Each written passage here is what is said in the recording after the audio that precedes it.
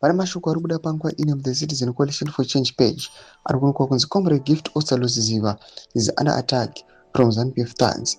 Panguva ino achionekwa kunzi Ostallos Siziba is against my constitutional amendment bills, and he is the first person anoonekwa kunzi anoprinda t-shirts akanzi #NO2030 chiitiko chionekwa kunzi choita kuti atsvakwe nemaZANU-PF thugs, the same thugs who are attacking people pama-gatherings ari kuuya panguva ino public gatherings ekuuya vanhu vachinzwa nekushare maviews avo nemaonero the constitutional amendments.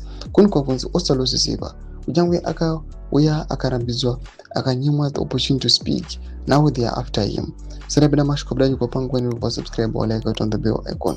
CCC page nobudanyira chiti breaking. We are receiving reports that Comrade Ostallos Siziba is under attack from ZANU-PF thugs for speaking out against Constitutional Amendment Bill number 3. Yesterday, he attended the public hearing in Bulawayo, where he unequivocally rejected the bill, and now ZANU-PF thugs are threatening his life. Doma developments aripo Ostallos Siziba panguva ine upenyu hwake hwapa risk, and these guys avanyari, they're even threatening to take his life. Chitiko chinyatsonekwa kunzi these thugs vanhu vari sinister and avakendengi. These guys zvinozoda pachina kuti vanenge vakatobhadharwa kuti vakonzerese chaos yakadai.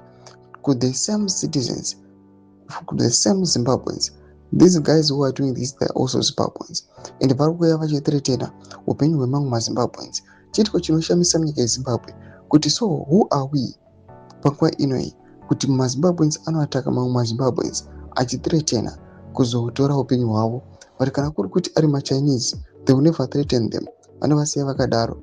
What is that? Madevelopments ari kuda panguva anonyatsoonekwa kunzi neZANU-PF, especially the 2030 faction. Hapana kwatiri kuenda. Munenge section yedu dzafungira emo today pamusoro pechitiko ichi.